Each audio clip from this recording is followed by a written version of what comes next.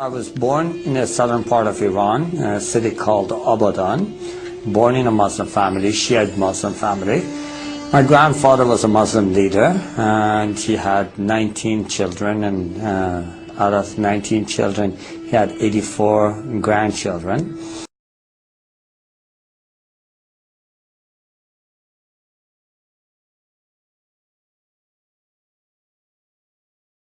Obviously, he had to choose one to carry the spiritual pattern of the life and the teachings for the next generation.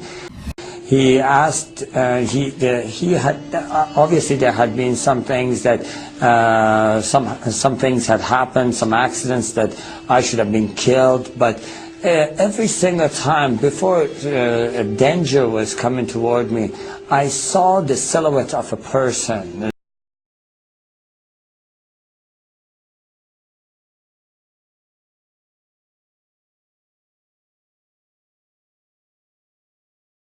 That always was there, and I spoke of it openly to others.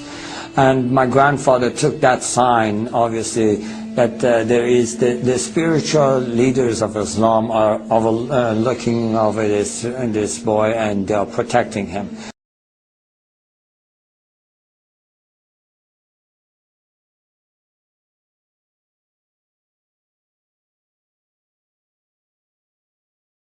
So I did this routine every day. I prayed obviously 5 times a day.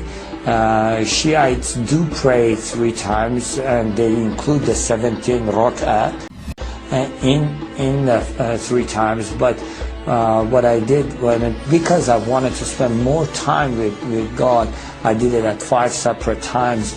And then in the end of the evening, I would pray extra prayers. I would have a habit of reading through the Quran cover to cover once every 10 days.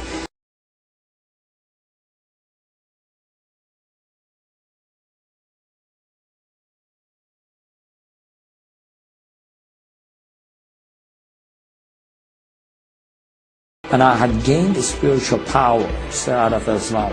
In Quran, they have the Jannah, and the spiritual beings, and so speaking to them is not forbidden. In fact, there are stories of talking to them that Prophet Muhammad did. So I had been able to connect to that spiritual realm and been able to acquire powers out of that.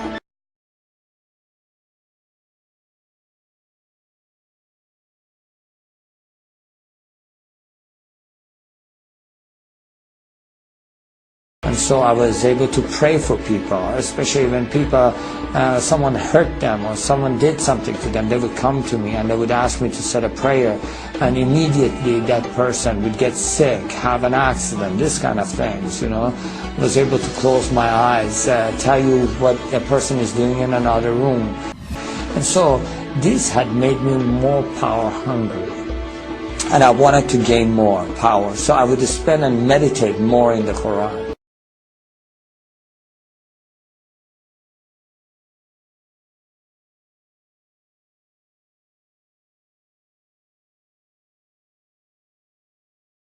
So when I was meditating on this, a spirit entered the room, and it was much more powerful than I could handle, or I could overcome. And so I was filled with fear. And so I tried using all the tools Islam had given me. In the name of Allah, I command you to leave, you know. Satan, I rebuke you, kind of things. And I used all those, and nothing was helping. At that moment, I was totally desperate. And I felt like it is choking me, choking the life out of me, and I felt like I'm dying in that cell. And I just cried out to the heavens, and I said, God, in Farsi, Khuda, help me. And immediately I heard a voice, just as clear as you hear my voice today, saying, bring the name of Jesus.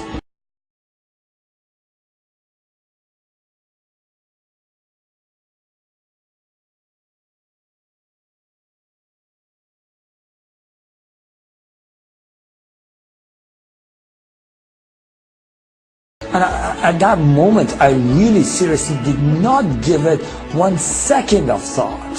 I just was, I feel like going back, I was drowning. A man that is drowning, you throw a rope, they would never question you about the color of the rope.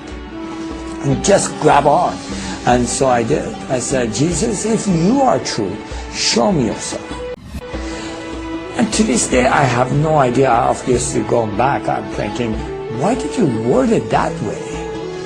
Why didn't you just say, Jesus, help me?